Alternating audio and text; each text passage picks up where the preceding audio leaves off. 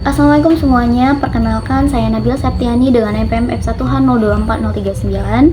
Pada video kali ini saya akan menjelaskan mengenai materi metode gravitasi, koreksi-koreksi yang ada pada gravitasi teoritis dan gravitasi observasi. Baiklah, yang pertama kita akan mendapat data dari hasil pengukuran kita menggunakan alat yang bernama gravitimeter. Jadi kalau di gravitasi itu alat untuk mengukur gravitasi itu namanya gravitimeter. Nah, data dari alat gravitimeter ini biasanya disebut dengan skala bacaan atau feedback. Nah, yang pertama kali kita lakukan untuk mengoreksi data kita ini merupakan koreksi pasang surut. Nah, karena data kita ini sangat dipengaruhi oleh efek pasang surut. Nah, alat yang kita gunakan tadi, alat gravitimeter tadi sangat peka terhadap efek pasang surut matahari dan bulan. Nah, itulah mengapa kita harus melakukan koreksi ini pada data yang kita telah dapat tadi.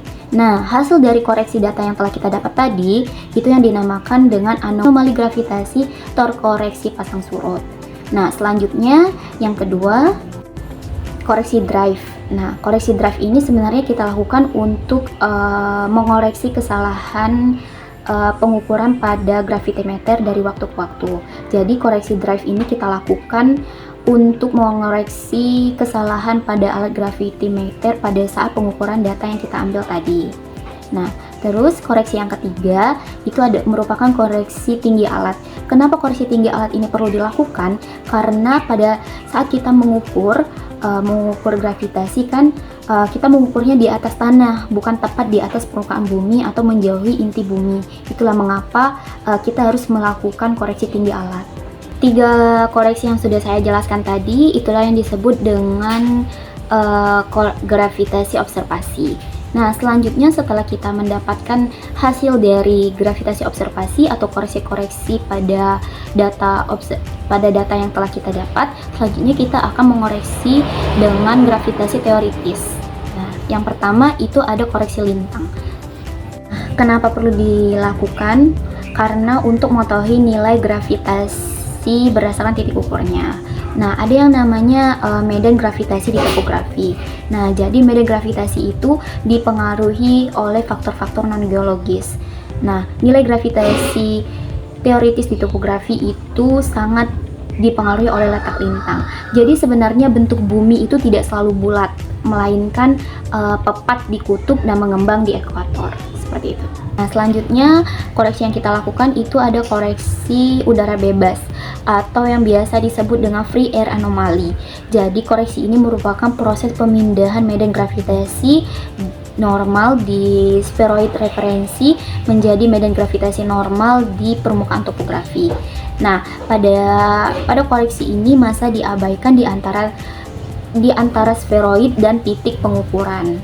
Nah, jadi data yang hasil dari koreksi ini itulah yang dinamakan dengan gravitasi terkoreksi udara bebas atau anomali gravitasi udara bebas, di mana belum memperhitungkan massa pada titik pengukuran, pada data atau titik pengukuran yang telah kita ukur. Nah, selanjutnya kita lakukan koreksi topografi. Nah, kenapa perlu dilakukan? Karena untuk memperhitungkan massa antara spheroid referensi dan permukaan topografi. Nah, selanjutnya kita akan mengkoreksi Boger.